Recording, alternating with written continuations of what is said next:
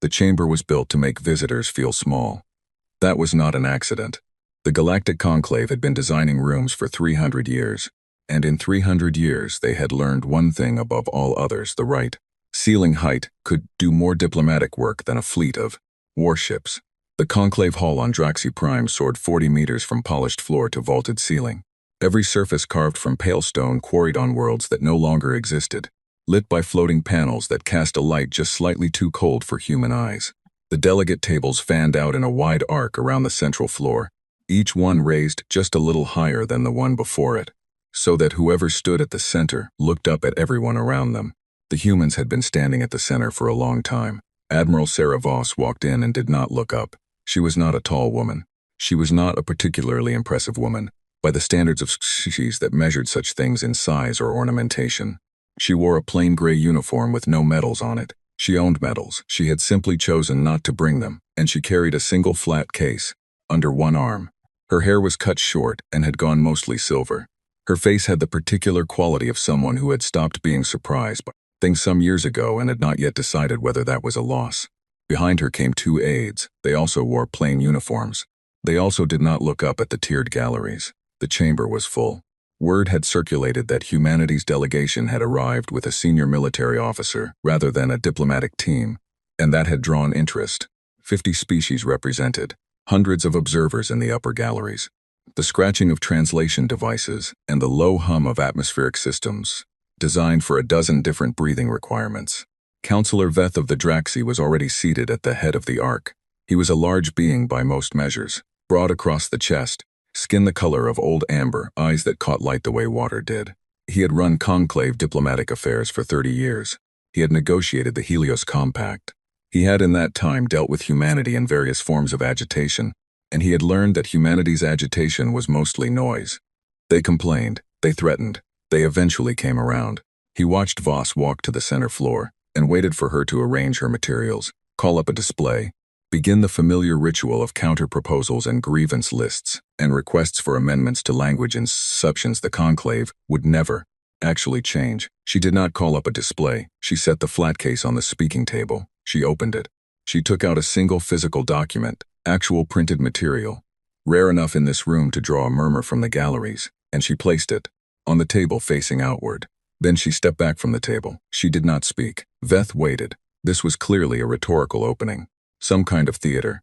He had seen human theater before. The silence stretched. One of his aides leaned toward him and whispered that the human admiral had not registered a speaking request, had not filed a formal agenda, had not submitted credentials for the session. She had simply arrived, placed the document, and was now standing with her hands behind her back, looking at nothing in particular. Veth activated the center floor's document reader. The text appeared on every screen in the chamber simultaneously. The title read, "A Full Accounting." Below it was a list. It began with the Helios Compact of 2271 and the resource tariffs written into subsection 14 that had, over 40 years, extracted the equivalent of 8 trillion standard credits from human colonial infrastructure. It moved through the Mira Station incident of 2289, in which a human petition for emergency medical supply access during a colony plague had been tabled for 7 months by conclave procedural process, while 11,000 people died. It covered the boundary revision of 2301, in which human settled space had been quietly redrawn to exclude 3 mineral-rich systems without consultation or compensation. It moved through trade agreement after trade agreement, each one written by conclave members with human delegates present, but not participating in the actual drafting, each one using the language of mutual benefit to describe arrangements that were mutual in no meaningful way. The list was long. It was specific. Every item had dates, session numbers, names of presiding conclave officers, and an attached value in resources, in lives, in territory, in the slower and harder to quantify cost of a species that had spent 3 centuries learning to make itself acceptable in rooms not built for them. The last item on the list was dated 3 weeks ago. A human colony's appeal for water reclamation rights on a planet they had terraformed and settled over 60 years had been denied on the grounds that the aquifer system fell within a resource zone claimed by a Draxi commercial entity that had registered the claim 4 years prior and had not yet acted on it. The colony had 14,000 residents. The Draxi commercial entity had 3 administrators and no active operations. At the very bottom of the document, below the last item, Below the totals, below the dates and the names and the numbers was a single line. This table is closed. No signature, no delegation stamp, no request for response. Boss picked up the empty case, tucked it under her arm, and walked out of the chamber. Her two aides followed. The door closed behind them, not slammed, not left open, just closed with the ordinary sound of a door closing, which somehow landed in that enormous room like something far louder. For a moment no one spoke. Then the chamber erupted. Draxi delegates called for a formal censure. The Keth representatives demanded clarification of the document's legal standing. 3 different species delegations began cross-talking in the galleries. Veth sat very still in his chair and looked at the last line of the document still displayed on his screen. This table is closed. He had seen human frustration before. He had seen human anger, human pride, human stubbornness. He had not seen this. This was not anger. Anger wanted a response. This had not waited for one. He told his aides to prepare a formal reply requesting an emergency renegotiation session. Standard language. Acknowledgement of concerns raised. Offer of meaningful discussion. In the second gallery, in a seat she had been assigned as an observer rather than a full delegate, Cesara of the Velhari was not talking to anyone around her. She was small, even by Velhari standards, pale, four-limbed with wide dark eyes that tended to unsettle species unused to irises that large. She had spent the last 12 years studying human history, not recent history, old history, the long kind, centuries of it. She had read their wars and their peaces, and their wars again, and the specific pattern that ran through all of it like a thread pulled tight. She was reading the document on her screen, and she was not moving. One of the other Velhari observers leaned toward her and said that it was probably just posturing. Humans always came back to the table eventually. They needed the trade networks too much. They were too practical to actually walk away. Cesara did not respond right away. She kept looking at the document. Then she said, "They terraformed that planet 60 years ago. They built the water system themselves. They applied for the rights through proper channels and were denied in favor of a shell claim." She paused. "That colony has 14,000 people, and they cannot access the water under their own ground." The other observer said yes, and it was regrettable, but these things were addressed through the proper process. Cesara looked at him. The proper process put that item on a list that ended with, "This table is closed." She looked back at the screen. They are not posturing. She requested an emergency session with the Conclave Security Council that afternoon. She filed the request through proper channels, attached her research on human historical conflict patterns, and included a summary argument that ran 11 pages. The session was granted a preliminary review date of 6 weeks out, on Earth, in the Unified Defense Command building in what used to be Geneva. Director Keiko Morrow was standing at a window when the confirmation came through that Voss's delegation had departed Draxi Prime. He was a lean man in his 60s with the kind of face that looked like it had been left in difficult weather for a long time. He had been in this building for 20 years. He had sat in on every failed negotiation, every amended treaty, every session where humanity's delegates came home, having traded something they couldn't afford for something they didn't need. His aide told him the document had been received and read into the record. Morrow nodded. He kept looking out the window. The city was ordinary below him.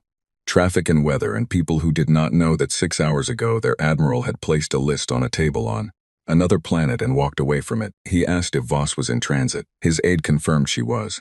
On her way back. No communications during travel, as instructed. Good. Morrow turned from the window. He had work to do. The silence was already beginning, and there was a great deal to do inside it. 300 years of sitting at other people's tables had given humanity one advantage that no one had bothered to account for. They had spent 300 years watching how the game was played while they built, quietly, in their own space, with their own people, the things that mattered when the game was finished. The silence would look like grief to the conclave. It would look like a species sulking, processing, running the calculations, preparing to come back to the table with their hat in their hands and a more acceptable list of concessions. Let them think that. Morrow sat down at his desk, opened the first of many files. The work was long and it was good, and it had been a long time coming. Outside the window, the city went about its business, ordinary and unhurried. 14,000 people on a colony called Mira's Reach were drawing water today from a system they had built themselves, on a world they had grown from bare rock. And the water tasted like iron because the filtration needed maintenance they couldn't afford after 40 years of tariffs. And they were doing this for the last time under those conditions. They didn't know that yet. They would. Far out in the dark between stars, Admiral Voss sat in the forward cabin of the transit ship and watched the stars and did not think about the room she had just left. She thought about the colony. She thought about the list. She had read every item on that list before it was printed, had checked every figure, had spent a long time making sure that what was written was accurate and fair and said exactly what it meant and nothing extra. She did not feel victorious. She did not feel relieved. She felt the way a person feels when they have finally, after a very long time, stopped doing something that was hurting them. Clear. She was very clear. The stars did not move outside her window, the way stars never move when you are moving toward them. And the ship carried her home through the silence she had started.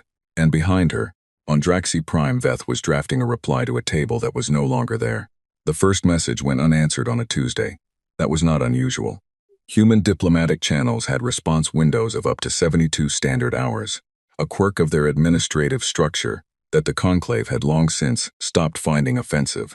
Veth's office sent the formal reply, acknowledgement of the document, offer of emergency renegotiation, language carefully chosen to suggest the Conclave was taking the concern seriously without actually conceding anything, and settled in to wait.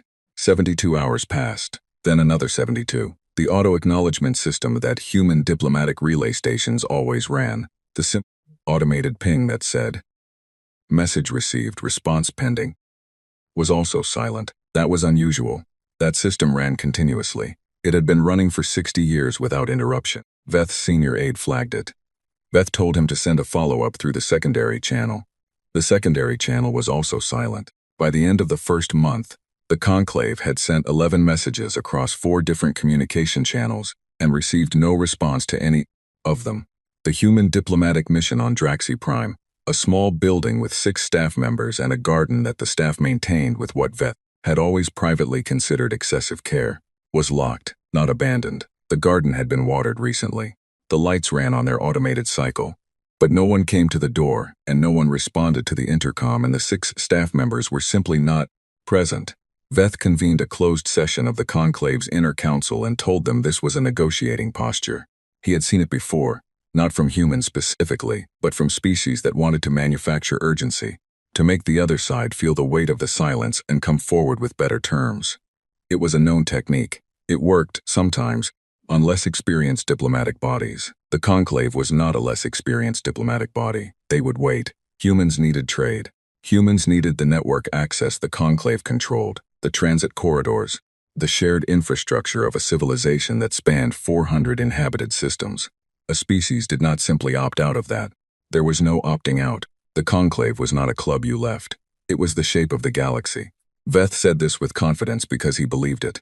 The inner council agreed because it was easier than the alternative. 3 weeks into the second month, a Draxi patrol vessel called the Honored Ascent was assigned to run a standard presence loop near the human border. Not a provocation, the patrol route existed on charts going back 40 years, running through a corridor that had been Conclave-designated space since before the Helios Compact. The Honored Ascent had run the route 17 times in the past 2 years without incident. It crossed into the corridor and dropped off sensors. Not off sensors entirely, not destroyed. Honored Ascent continued to emit its standard transponder signal, still moving, still functional by every external reading. But its communications were silent, and when a follow-up patrol was sent 3 days later to investigate, they found the Honored Ascent drifting at 0 thrust in open space, running on minimum power, all crew present and unharmed, sitting in the dark. The crew was physically fine. They were also extremely quiet. They had the look of people who had seen something they were still processing. The medical team found no injuries, no signs of boarding, no environmental anomaly. The ship's hull was intact. The crew's equipment was intact. Their food supplies were intact. Their personal items were intact. Every weapon system on the ship had been removed. Not damaged, not destroyed, removed. Cleanly, completely, with no damage to surrounding systems. The weapons bays were empty. The point defense arrays were empty. The torpedo racks were empty. Whatever had been in those spaces had been extracted with a precision that suggested either technology the Conclave had not encountered, or a level of patience and care that was, in its own way, more unsettling than destruction would have been. Attached to the outer hull, secured with a standard adhesive rated for vacuum conditions, was a flat panel. On it, in 17 languages, every language spoken by conclave member species, plus 4 additional languages that belonged to species who were not conclave members, was a single message. We are not ready yet, do not come back. The Inner Council met in emergency session within hours of the report reaching Draxi Prime. The session was not calm. The Cathay delegate argued that this was an act of war and should be treated as one. The Mora delegate argued that an act of war required clarification of intent and the message was ambiguous. Several delegates argued simultaneously about what "not ready yet" meant. Ready for what? Ready to negotiate, ready to fight, ready to re-engage with the conclave system. The phrase sat in the room and refused to be comfortable. Veth sat at the head of the table and let them argue for a while. Then he called for quiet. He said the situation was serious but controllable. The removal of the patrol vessel's weapons was a demonstration, a message, not an attack. If humanity had wanted to destroy the ship, they would have destroyed it. The restraint was deliberate, and the deliberateness was, paradoxically, reassuring. It meant humanity was still communicating, still interested in the conclave understanding something. He said he would escalate to a full diplomatic convoy, 12 ships, 4 species, a formal offer of renegotiation with meaningful concessions on the table. Something humanity could take home and call a victory. That was what they needed. A way to end the silence without losing face. Give them something real. Let them claim it. Everyone moves on. It was a reasonable plan. It was in fact the kind of plan that had worked before with other species in other standoffs. At the far end of the table, the Velhari observer seat was occupied by Sasara. She had been granted full observer status after her emergency session request had been partially reviewed and partially approved. Not the Security Council session she had requested, but a standing invitation to inner council meetings related to the human situation, which was a lesser thing dressed up as a greater one. She had accepted it because she had no other option. She had been sitting quietly through the entire session. When Veth finished laying out the convoy plan, she raised a hand. Veth nodded at her. Courtesy. He expected questions about logistics, she said. I would like to present the research I submitted 6 weeks ago, which the Council has not yet formally reviewed. Veth said there would be time for that. Right now the priority was the operational response. Sarah said. The operational response is what I need to discuss. Then Veth gestured for her to continue. She pulled up her materials. They filled the room's display surfaces. Charts, timelines, historical records pulled from human archives that were, she noted, publicly available. Anyone could have accessed them. No one had considered them relevant. She began with the wars. Humans had a history of conflict that was, by conclave standards, extraordinary in its density. In the period before they achieved interstellar capacity, they had fought wars nearly continuously. Not the controlled, interest-bounded territorial conflicts most species eventually settled into, but wars that consumed their entire civilizations, that rewrote maps and languages and entire ways of organizing their societies. They had developed weapons capable of ending all life on their own planet and then, remarkably, had not used them. Not because they lacked the will, but because the threat of mutual destruction had created a standoff that held, barely, for long enough that they had grown past it. What this meant, Sasara explained, was that humans had a relationship with the concept of total war that no conclave species shared. Other species fought to establish dominance, to secure resources, to enforce treaties. They fought with ends in mind, and when the ends were achieved or became unreachable, they stopped. It was rational. It was how sentient beings managed conflict. Humans fought differently. Not always, not by default. Humans were, in fact, extraordinarily patient and remarkably willing to absorb poor treatment for long periods of time. She showed the historical record on that too. The decades and centuries of subjugated human populations that had endured conditions that would have produced immediate violent response in most conclave species, but, and this was the part she needed the Council to understand, the patience was not infinite and it was not the same thing as acceptance. Humans remembered. Humans kept lists. She paused for just a moment when she said that, and let the reference to Voss's document sit in the room without explaining it. When humans decided that the situation was not going to improve through endurance, they did not escalate gradually. They did not send signals and test responses and adjust. They prepared quietly for as long as it took, and then they committed completely. She showed them 3 historical examples from Earth's pre-contact period. She did not embellish them. The numbers spoke well enough on their own. Then she said, the silence is not a negotiating posture. The silence is preparation. The message on the hull of the honored ascent was not a threat. It was accurate information. They are not ready yet. They will be ready at a time of their choosing. When they are ready, they will act, and the action will not look like anything we are planning for. The room was quiet in a different way than it had been before. Veth said, "You're describing a species deciding to go to war with the Conclave," Sarah said. "I am describing a species that decided some time ago and is currently in the process of becoming ready." Veth said, "On what basis?" "We have offered renegotiation. We have acknowledged the document. We have. You tabled their medical petition for 7 months, while 11,000 people died," Cicera said. She said it without heat, just the words. "You reclassified their water rights to benefit a shell company with no active operations. You have done this consistently in one form or another for 40 years. The document they placed on your table was not a request. It was a record. A record filed before something, not during a negotiation." She let that sit. Then she said, "I am asking the council not to send the convoy." Veth looked at her for a long moment. Then he looked around the table. He saw what she saw, that several delegates were shaken, that the argument had landed in some rooms it had not landed before. He also saw that changing course now, publicly, in response to what was essentially a research presentation from a junior observer, would read as capitulation, would signal weakness to every member species watching the conclave manage this situation, would validate the human position in ways that could destabilize other arrangements with other species who had their own lists. He said her concerns were noted and would be taken seriously. He said the convoy would proceed. Sarah closed her display materials slowly. She looked at her hands for a moment. Then she looked up at the room, the long table, the important faces, the chamber built for exactly this kind of decision, and she said nothing else. She had said what she came to say. She had said it clearly and with evidence. She had given them the thing they needed to avoid what was coming. They had taken the thing she gave them and put it in a drawer.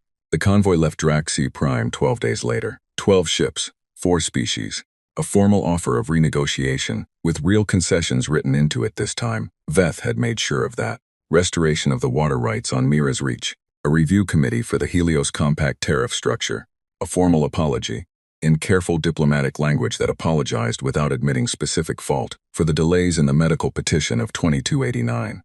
Real things. Meaningful things. Things that, offered 2 months ago, might have changed the shape of the conversation.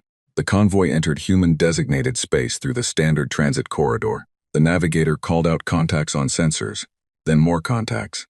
Then the navigator stopped calling them out individually, because there were too many and they were everywhere.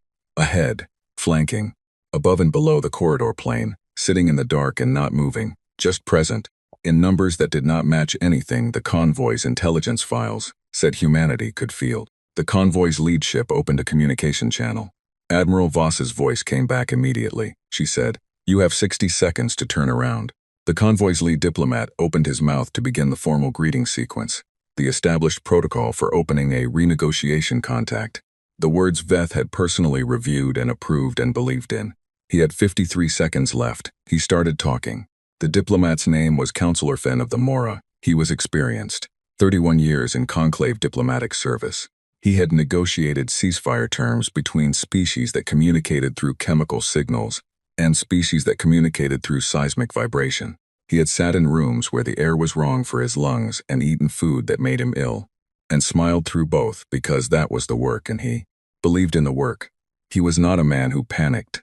He had 49 seconds and he used the first 3 of them to find his footing, which was admirable under the circumstances, and then he said, "Admiral Voss, I am Counselor Fenn of the Mora, representing the Galactic Conclave in this diplomatic contact.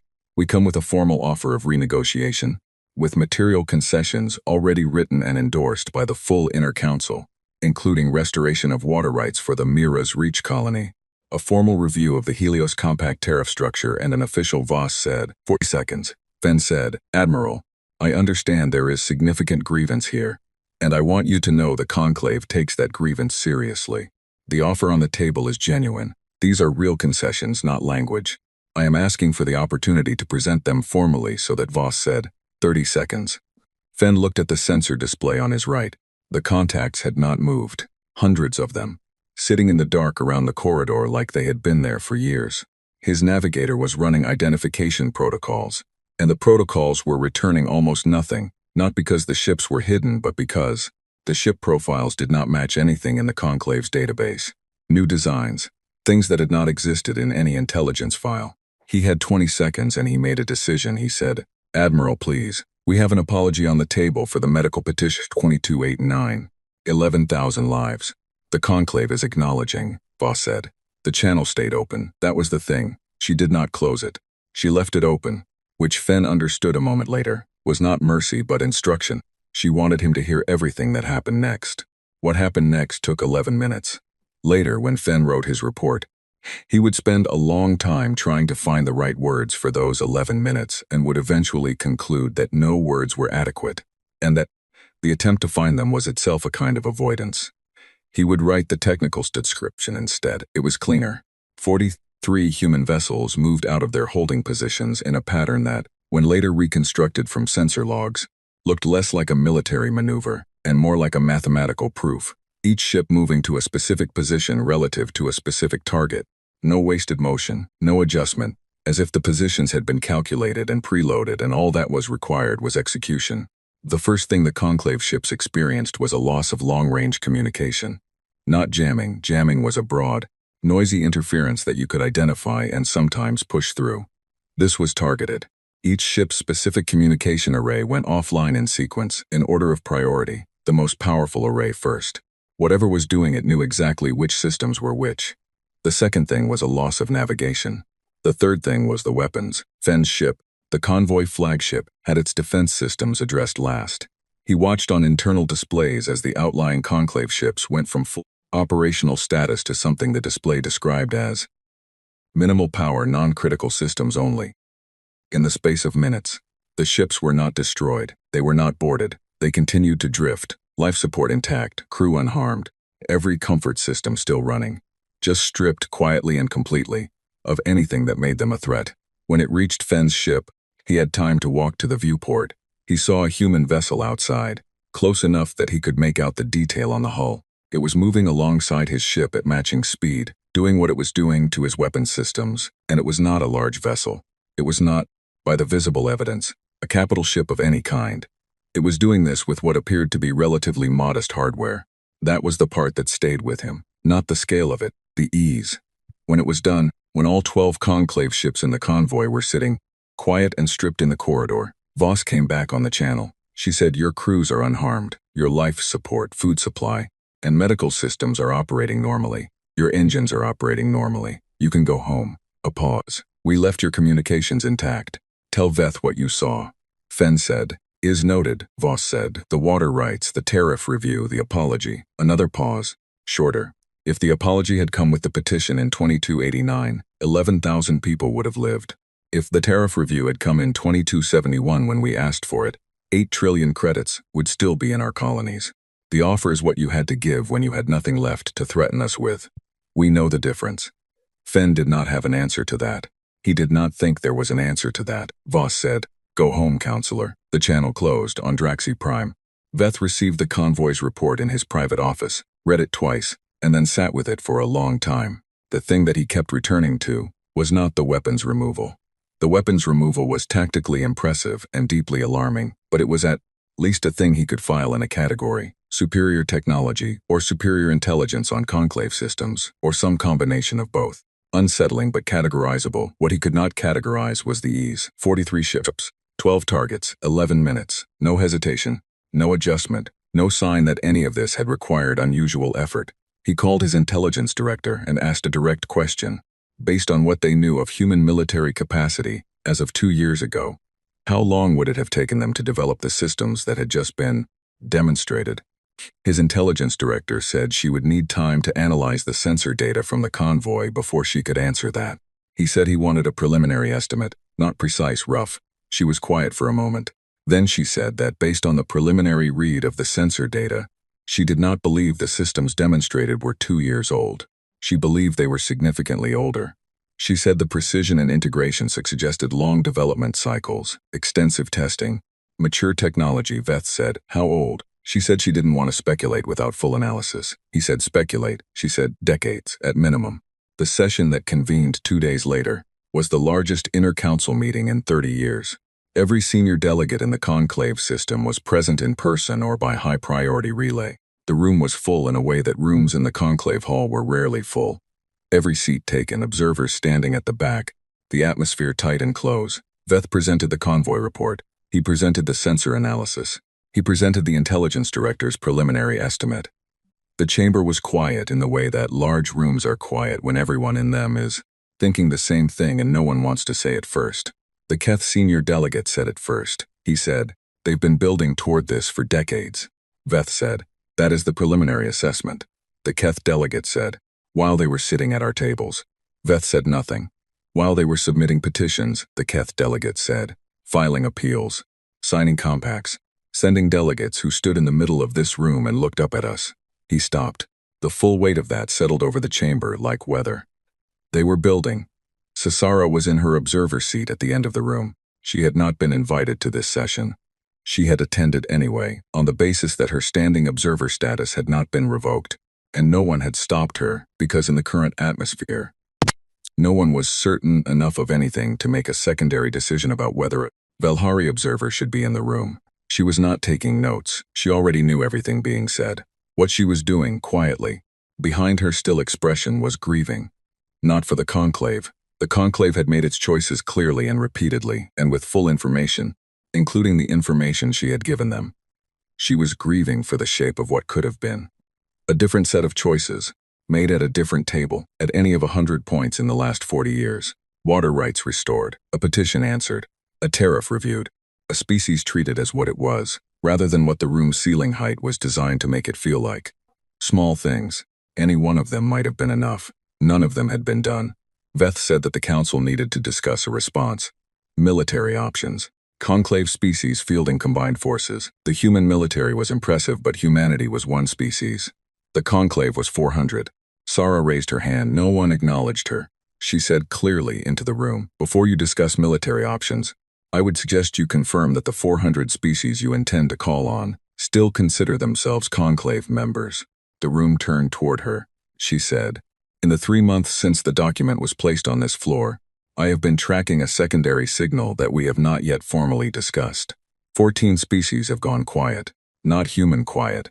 They are still responding to standard communications. But their trade activity has shifted. Their ship movements have shifted. There are new transit routes being used that do not appear on conclave charts." She paused. 3 of those species share a border with human space. 4 of them have long-standing disputes with conclave resource claims. The other 7 have various reasons I have documented in the research you have not yet read. She let that land, then she said, "Humanity did not spend 300 years at our tables only learning how to lose. They were also learning who else was losing." The room sat with that. Veth said, "You're saying they've been building alliances." Sara said, "I'm saying that when you seat people at the children's table long enough, they start talking to each other." In the Unified Defense Command building in Geneva, Morrow was on his 3rd coffee of the morning when his communications director knocked and entered without waiting, which meant it was not a normal message. She said that the convoy had returned, and the conclave's intelligence traffic had gone up 900% in the last 48 hours, and every indication suggested they were moving toward a combined military response. Morrow said, "Good." She looked at him. He said, "They need to decide fast before they have time to think about it carefully. If they think about it carefully, they might actually look at who's still standing with them." He set down his coffee. "How's Phase 2? She pulled up the status on her tablet. 41 of the 63 planned production facilities at full operational capacity. The remaining 22 at 80% or higher. The allied species facilities, she listed them, 7 names, 4 of which the conclave did not know were allied. Running ahead of schedule in 3 cases. The new transit corridor network, the one that didn't appear on conclave charts, 61% complete." He nodded. He asked about Mira's Reach specifically. She said the colony's new water infrastructure was 40% complete. Private funding from the human diaspora, routed through 3 intermediary channels so it didn't flag on conclave monitoring. The colony didn't know where the funding had come from. They thought it was a private humanitarian organization. Morrow said, "When it's done, tell them where it came from." She said, "When it's done." He said after. "Not before. I don't want them to feel like they owe us anything before they have the water." She wrote that down. Morrow stood and walked to the window. Same view as always. Ordinary city. He thought about the convoy. Voss's report had come through clean and spare, the way her reports always did. 11 minutes. All crews unharmed. They know what they saw. He thought about Fen of the Mora. standing at a viewport watching something his intelligence files said shouldn't exist. He thought about a room with a 40-meter ceiling and a light too cold for human eyes. He thought about how many years his people had stood in the center of that room, looking up. Not anymore. He turned from the window. There was work to do, and it was good work, and the morning was ordinary, and the city below him went about its life, unhurried, unaware, and somewhere out in the black Voss was already moving to the next position. The conclave thought the demonstration was the message. The demonstration was not the message. The demonstration was the last warning. There would not be another one. Morrow picked up his coffee. He had a meeting in 10 minutes with the Velhari liaison. Not Sarah, she was still on Draxi Prime and he hoped she was safe. About the final coordination of Phase 3. Phase 3 was not a warning. Phase 3 was the answer to 40 years of children's tables and iron-tasting water and 11,000 people who had needed medicine and been given procedure instead. He went to his meeting. The Conclave's war plan was called the Closed Fist. It had taken their combined military command 8 days to draft it, which was fast by Conclave standards and reflected the genuine urgency of the situation. The plan was thorough. It was well-reasoned. It accounted for human aggression patterns drawn from 3 centuries of behavioral data, identified the most likely axes of human advance, and deployed the Conclave's considerable combined fleet strength along those axes in layered defensive formations that would absorb any frontal push and then counterattack from multiple angles. It was, by every measure they had, a good plan. The humans did not come from the front. The first indication that something was wrong came not from a military installation, but from a logistics relay station at the edge of Draxi. Commercial space, a mid-sized facility that handled cargo routing for about 9% of Conclave internal trade. Unremarkable. The kind of installation that existed in the background of a civilization and was only noticed when it stopped working. It stopped working on a morning in late autumn by the Draxi calendar, not destroyed, not attacked. It simply went offline, all systems, simultaneously, and when the Conclave sent a maintenance vessel to investigate, the maintenance vessel found the station intact and empty, and all of its routing tables rewritten to direct traffic away from Conclave hub systems and toward a network of transit points that weren't on any Conclave chart.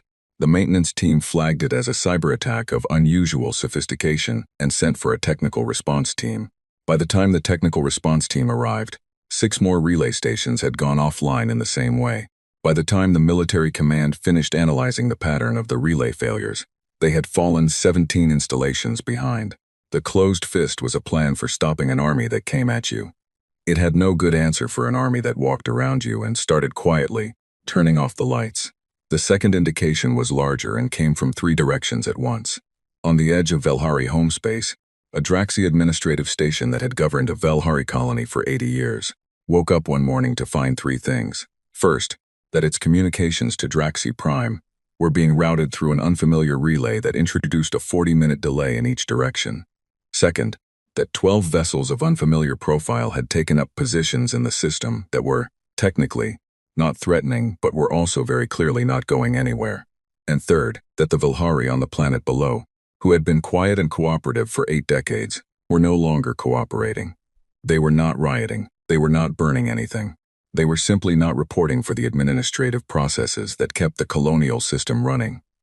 The resource extraction schedules, the transit manifests, the labor allocation systems that the Draxi administration depended on to function.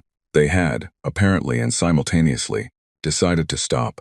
The station commander sent an urgent message to Draxi Prime. It arrived 40 minutes late. The response arrived 40 minutes after that. By then, the situation had been replicated on 2 other Velhari worlds under Draxi administration. The same pattern appeared, on the same day, among Keth settlements under Mora administrative control, and among 3 Harathi communities in the outer systems, who had been listed in Conclave records as content. They were not content. They had simply been waiting. Commander Ree had been in the military for 11 years, and she had never been in a ground action before. Her background was logistics. She was good at the movement of things, at understanding how systems connected and where they were fragile, which was, she would come to understand, exactly why she had been assigned to the Velhari operation, rather than a fleet posting. She was on the ground on a colony called Veth's Margin, named, with the particular irony of colonial naming practices, after the counselor who had administered it most aggressively, when the non-cooperation began. She was there as a liaison, technically. In practice, she was there to help coordinate the things that needed coordinating when a colony stopped cooperating with its administrators and needed to keep functioning anyway. The colony had 112,000 Villari residents and an administrative staff of about 400 Draxi, mostly bureaucrats and technical personnel who were not, as far as anyone could determine, bad people individually. They were people doing a job in a system that happened to be extractive and had been for 80 years. Ree did not know what to do with that, exactly, so she put it in a box and focused on what was in front of her. What was in front of her, on the first morning, was an elderly Vilhari woman named Osa, who ran the colony's water distribution network and had been running it for 40 years, and knew where every pipe was and how every valve worked, and was, in this moment, the single most important person in a radius of about 300 kilometers. Osa did not speak any human language. Ree did not speak Velhari. They had a translation device between them that handled vocabulary adequately but missed about 30% of idiomatic content, which meant their conversations had a particular texture. Clear on facts, murky on everything else. Osa showed her the water network, showed her the maintenance schedules, showed her the 3 places in the system where Draxi administrative control interfaces intersected with the physical infrastructure, the choke points, the places where the old system could theoretically reassert itself if the administrative staff decided to try. Ree looked at those 3 points for a long time. Then she asked Osa, through the translation device, whether the Velhari technical team could isolate those interfaces. Osa looked at her. There was something in the look that Ree couldn't fully read. Not hostility, something more complicated. Then Osa said something and the device translated it as, "We could have done this at any time." Ree said, "I know." Osa said something the device translated as, "Why now?" Ree thought about how to answer that. She thought about the document, the list, the specific item about the Mira's Reach water rights, which she had read, because everyone in the service had read it, which had landed differently for different people, but had landed for everyone. She said, because someone finally made the list. The device rendered it in Velhari. Osa looked at her for a moment. Then she nodded and turned and called something to her team, and they started working. The Draxi administrative staff on Veth's margin did not attempt to use force. Ree had been told to expect that they might and had a contingency prepared.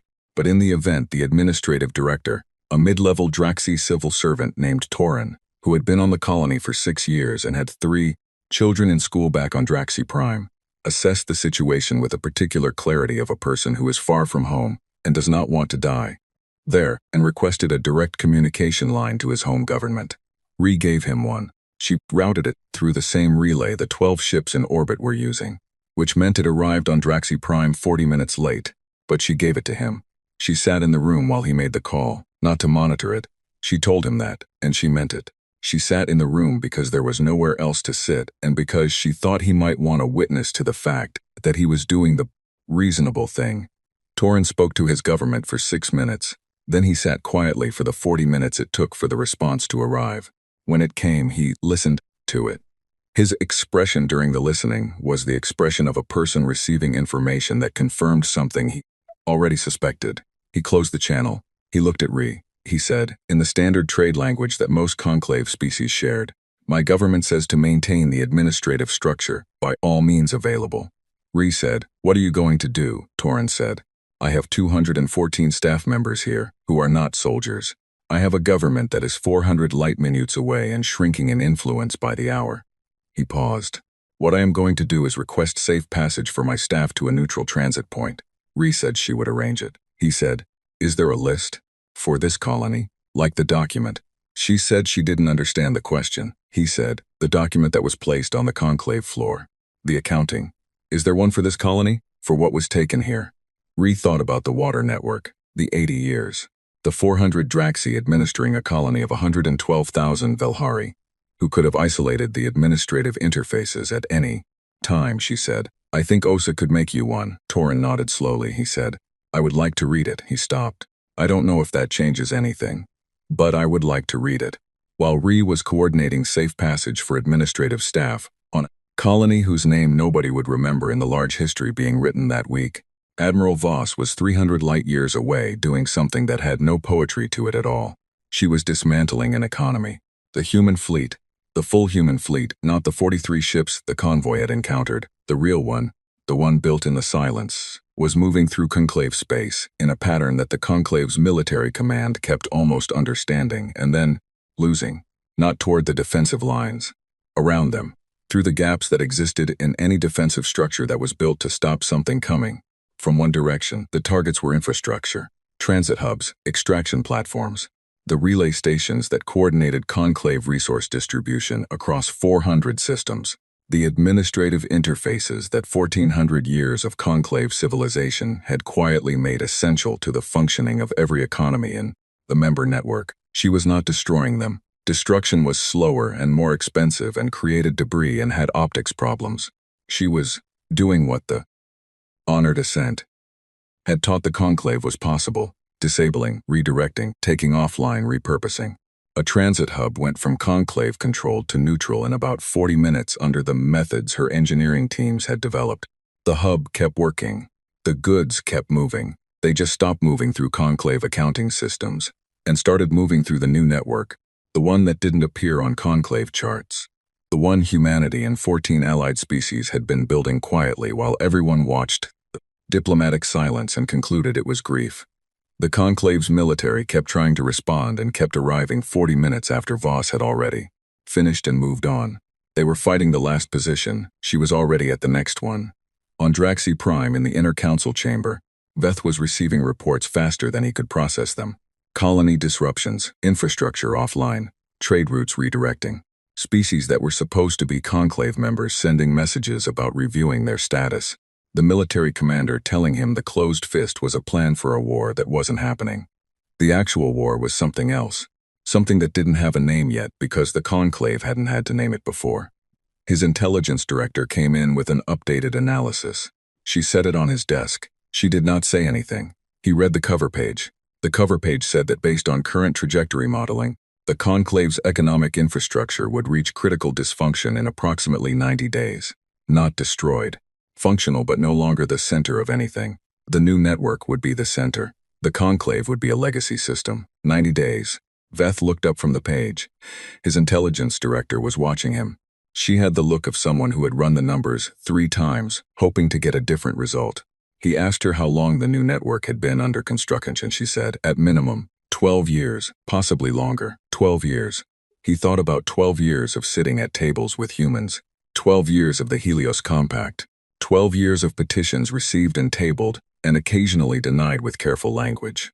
12 years of humans in the center of the room looking up at everyone around them, building. His aide came in and said that the military commander was requesting authorization for an escalated response. Direct engagement with human fleet, elements, full combat protocols. Veth looked at the analysis on his desk, the 90-day number, the infrastructure map with its spreading gaps, like a net being pulled loose from the inside. He thought about Cesara's line.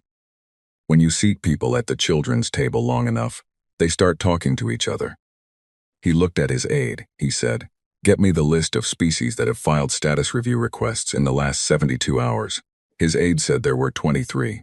Veth said, "Get me the list." He needed to understand who was still standing with him. He needed to know what the closed fist was actually holding before he told it to close. The aide left. Veth sat alone in his office. The office with the good view, and the furniture from 3 different worlds and the awards on the wall from 30. Years of diplomatic work he had believed in, genuinely believed in, because he had told himself that the conclave was the thing holding the galaxy together and someone had to hold it together, and the compromises required to do that were unfortunate but necessary. He thought about Mira's reach. 14,000 people, iron-tasting water, a shell company with 3 administrators and no active operations. He thought about an elderly Vilhari woman who had known where every pipe was for 40 years and had not touched the isolation valves. We could have done this at any time. He sat with that for a long time. Then his aide came back with the list and Veth read it, and the number was not 23 anymore. It was 31, and 3 of them were founding members. He read the list to the end. He set it down. Outside his window, Draxi Prime went about its business, ordinary and unhurried, unaware that the shape of the galaxy was changing in the dark between stars, being rebuilt quietly by people who had spent a very long time learning exactly where all the pipes were.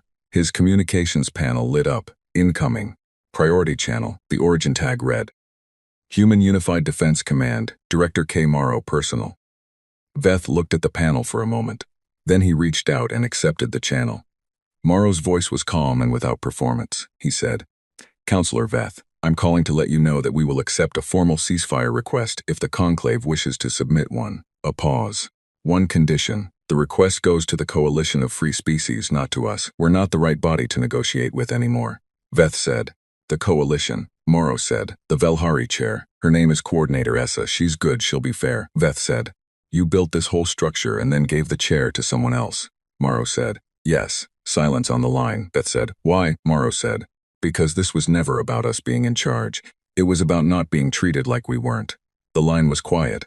Then Morrow said, "Submit the request, Counselor. Do it before 31 becomes 40. The channel closed. Veth sat in the quiet of his office. On his desk, the analysis with the 90-day number. On the wall, 30 years of awards. On the panel, the list of 31. He reached for the communications panel. He began to draft. The station was called Meridian. It sat at the edge of human space, not quite inside it, not quite outside. A deliberate choice. The same way everything about the next 3 days had been a deliberate choice. It was not a grand station. It had been built 20 years ago as a trade and resupply hub for the outer colonies, expanded to twice, functional without being impressive.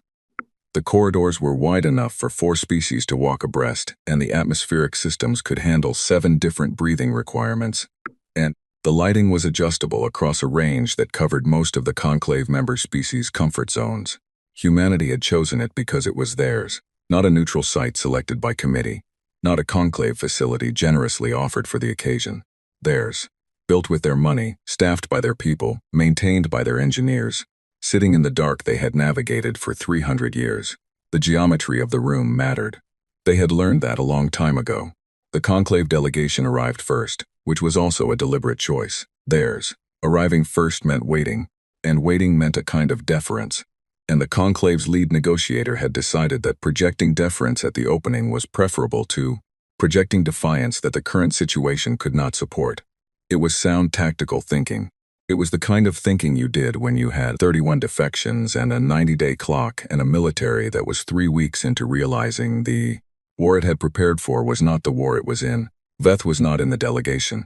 That had been a quiet decision made at the highest level of Conclave leadership, the kind of decision that announced itself by the absence of the person rather than any formal statement. Veth had been the face of the Helios Compact. Veth had sent the convoy. Veth had tabled the medical petition in 2289, had signed the boundary revision, had read Zasara's research and put it in a drawer. Sending Veth to Meridian would have been a message, and not the kind they wanted to send. The lead negotiator was a Keth diplomat named Sorrel. She was competent and relatively clean, in the sense that all senior Conclave officials had made compromises, but Sorrel's compromises had been of the smaller, more defensible kind. She had objected internally to the medical petition delay. There was a record of it. The coalition had reviewed the record. They had accepted her as the Conclave's lead negotiator on that basis. She sat at the table that had been provided and looked at the room and tried not to think about the ceiling height, which was ordinary, about 4 meters.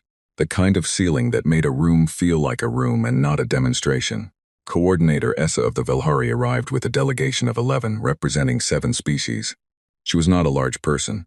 She was not, by most standards, a visually imposing person. She was precise in her movements and economical in her expressions, and she had spent the last 4 months building a coalition of species who had, between them, approximately 800 years of accumulated grievance against the Conclave system, which meant she had spent 4 months listening to a very large amount of pain and finding the structural bones inside it. She sat across from Sorrel and placed her materials on the table and said good morning. Sorrel said good morning. They began. Admiral Voss was not at the table. She was in a secondary room off the main corridor, the kind of room that had a coffee dispenser, and 3 chairs, and a window that looked out at the docking arms. She had a tablet in her hand with a live feed from the negotiating room. She was not watching it closely. She was watching the window. Her aide, a young lieutenant named Graves, was sitting in one of the other chairs trying to decide whether he was allowed to talk. He had been her aide for 2 years and had learned that the question of whether he was allowed to talk was almost always answered by whether she had acknowledged his presence when he sat down. She had not acknowledged his presence. He waited. After a while she said, 43 years, he said. Admiral, she said. That's how long Ossa ran the water network on Veth's margin, 43 years, before we got there. She looked at the window. The whole time she knew where the isolation valves were. Graves said nothing. He understood this was not a conversation. It was a thing she was saying out loud that needed to be said out loud. Voss said, she never touched them, not because she couldn't, because she was waiting for something. A pause. I want to know what she was waiting for, Graves said. The right time? Voss looked at him then. The look was not unkind. No, she said. She wasn't waiting for the right time. She was waiting for the right company. She went back to the window. The first day of negotiations covered the foundational framework. The legal structure by which the coalition of free species would be recognized as an independent body. The terms under which former conclave member species who had filed status reviews could transition their memberships, and the preliminary architecture of a new trade agreement that did not have the conclave's extraction logic built into its bones. Sorrel negotiated carefully and without bad faith, which Essa acknowledged by saying so directly at the end of the first session. It was an unusual thing to say, and it landed in the room with some weight. She was not being generous, she was being accurate, and the accuracy of it was its own observation.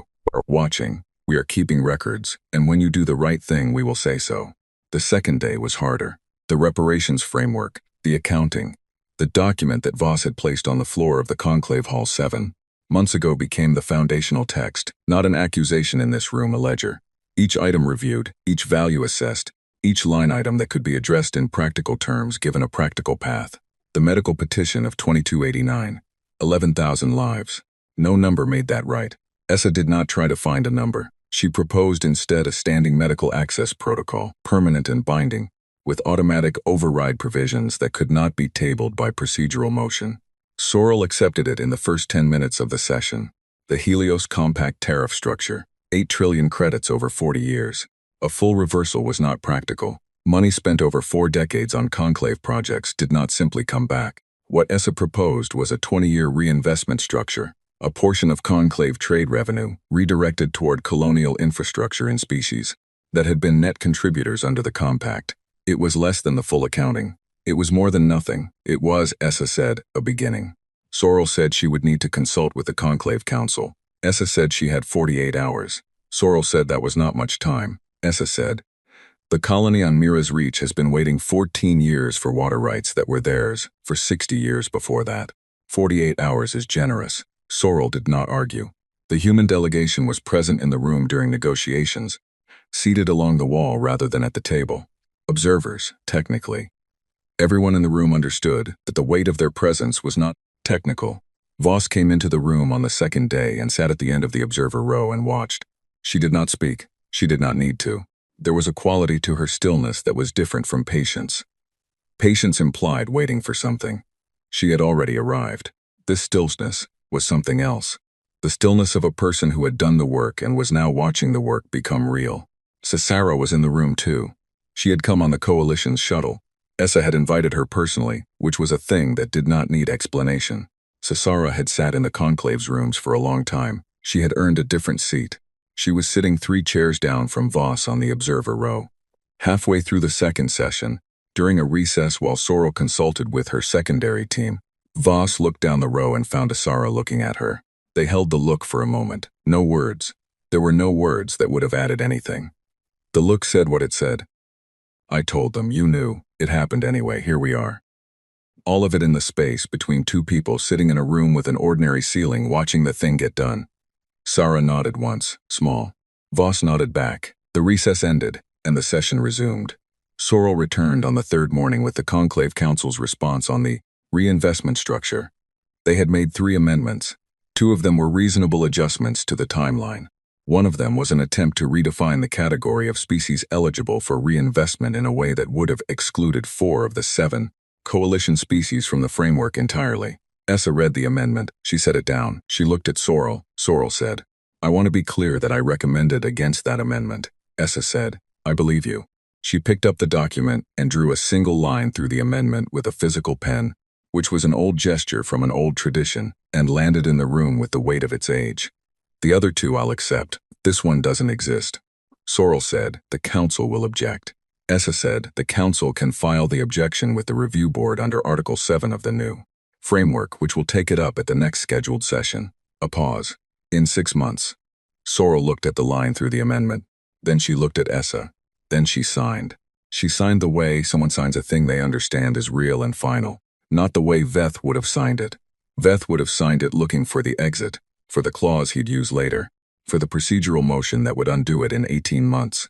Sorrel signed it looking at what it was, an accounting, a beginning, a document in a room with an ordinary ceiling that did not need to make anyone feel small. The session ended. Morrow got the confirmation in Geneva at 3 in the morning, local time. His communications director had forwarded it immediately, rather than waiting for his morning briefing, because she had correctly assessed that he would want to know. He was at his desk, which was where he had been for most of the last 3 months. He read the confirmation once, sat with it. He pulled up the status file on Mira's Reach, the Colony Water Infrastructure Project, the one funded through the 3 intermediary channels, the one the colony thought was a humanitarian organization. The file showed 94% completion, 3 weeks out from full operational status. He sent a message to the project coordinator, one line. When the last pipe is in, tell them where the money came from. He closed the file. He looked at his office, the window with the ordinary city view, the desk, the files, the work. Everything that had been here for 20 years while the list got built and the silence was planned, and the fleet was grown, and the roots were laid, and the allies were found in the children's table conversations nobody had been paying attention to. He thought about Asa. He had read Ree's report on Veth's margin. He had read the part about the isolation valves and the translation device, and we could have done this at any time, and had sat with it for a long time. He thought about all the Asas, all the species that had kept their hands off their valves while they waited for something he couldn't name precisely. Not a rescuer, not a permission, not even justice, something more like company, the right company. He turned off his desk light. The window showed the city outside, dark and ordinary and alive, going about its 3 in the morning business. Somewhere out there, people were sleeping in homes they had built and drinking water from pipes they had laid, and living lives the size of lives, not the size of history. The history was done. The lives were what it was for. 3 weeks and 2 days later, a maintenance worker on Mira's Reach colony drove the last pipe fitting into a connection point in a distribution hub on the edge of the settlement, and the flow sensor registered green for the first time on the new system. And the worker called the hub supervisor, who called the colony administrator, who called a meeting that night in the common hall that 3/4 of the colony's 14,000 residents attended. The colony administrator stood up and explained the water rights restoration, the legal order, the formal return of the aquifer claims, the Draxi Shell Company's registration canceled, and the rights formally reverted. And the room was noisy for a while, the way rooms are noisy when people receive news they stop letting themselves hope for. Then she explained the infrastructure funding, the organization she had believed was humanitarian, where it had actually come from. The room went quiet, not the quiet of shock, the quiet of a thing landing with full weight, in a space where people had been carrying something heavy for a long time. Someone near the back asked what they were supposed to do with that. The administrator said she didn't know. She said maybe nothing. She said maybe that was the point, that they didn't owe anything, that the water was theirs, that it had always been theirs, and that the funding was not a favor but a debt being acknowledged. A woman near the front who had lived on the colony for 31 years and remembered when the iron taste started asked if she could see the document. The list, the one that started all of it. Someone pulled it up on a shared display and the room read it together, slowly. All the items, all the dates, the names, the numbers. They read the last item. Their colony, their aquifer, their 60 years of terraforming, a shell company, 3 administrators, no active operations. They read the last line. This table is closed. The room was quiet for a long time after that. Then the woman near the front turned on the tap at the small sink mounted on the community hall wall. It had run on the old restricted supply for years, and they had always left it connected more as a reminder than anything useful. And the water came, through clean and cold and without the taste of iron, and she cupped her hands under it and drank, and did not say anything at all. She did not need to. Neither did anyone else. Outside, the colony went about its night. Lights in the windows, the sound of settlement, the ordinary noise of 14,000 people living on a world they had grown from bare rock and would not give up. The stars were thick above the dome, and the aquifer was full under the ground, and the pipes were new, and the water ran clean. It tasted like nothing. Like water should, like theirs.